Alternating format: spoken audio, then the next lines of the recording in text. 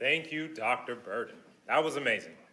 The next we have on stage is Tom Abruzzo, who's going to talk about measuring inclusive leadership in nonprofit performing arts organizations.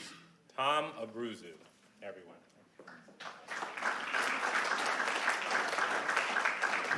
Good morning, everybody. My name is Tom Abruzzo. I'm a doctoral candidate here at USD, as well as the Director of Education and Engagement at CCAE Theatricals, which is the resident professional theater company at California Center for the Arts, Escondido.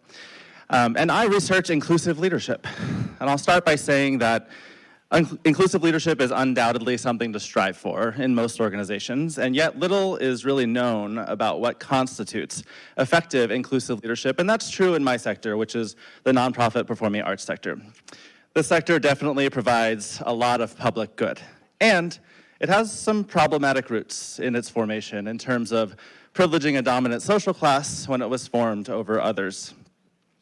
And what I mean by that is not only do we see a high representation of the nonprofit form when we look at all of performing arts organizations, but we see that often the most successful and well-established performing arts organizations represent very Eurocentric art forms. So think symphony, theater, ballet, rather than folk music, jazz.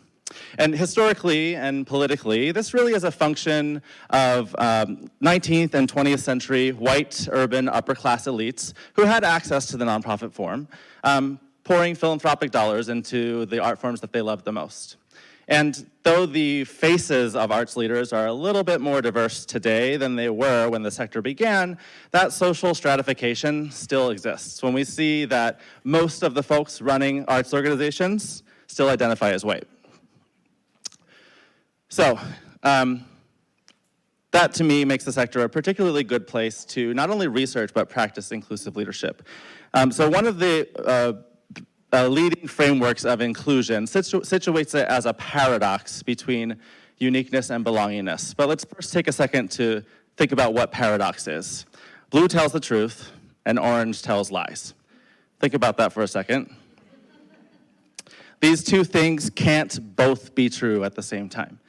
So that tension that you're feeling, that frustration from being presented two seemingly opposite things as valid, that's paradox. And so the research situates inclusion as a paradox between uniqueness and belongingness.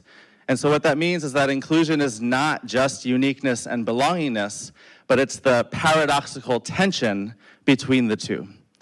You're unique and you belong. Uniqueness says that you're an individual, and based on your identities and your experiences, no one else is like you. And belongingness says that, well, actually, you're quite the same in terms of your group membership and your humanity, and you should be treated as such. And therefore, inclusive leadership is then creating the space for that paradox to thrive. The problem is that none of the research captures inclusion as that paradox. And so in addition to administering the existing inclusive leadership questionnaire to my sample of arts workers, I also developed the Uniqueness and Belongingness Index, and I'm excited to share some preliminary findings on those. My index has two dimensions. Dimension number one is fostering uniqueness without sacrificing belongingness.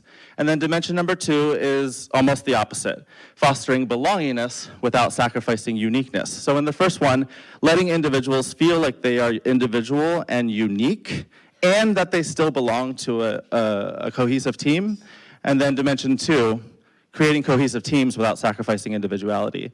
And some of the preliminary findings, the differences in average scores for each of these dimensions tell me a couple things. One, that these two things are actually different things. There's evidence to suggest that I'm measuring two discrete phenomena here.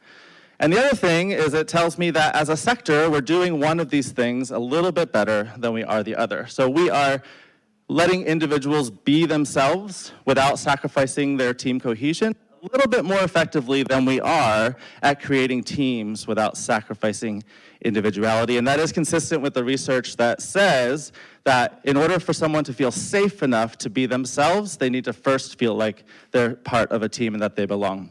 And so I'll just leave you with one preliminary practical implication, which is vague enough, but says that to lead inclusively, leaders need to find ways to honor each team member's sense of individuality without sacrificing group cohesion, and they need to nurture a healthy team unit without sacrificing everyone's unique sense of self, and they need to understand the difference between those two things. And I'll leave you with that. Thank you.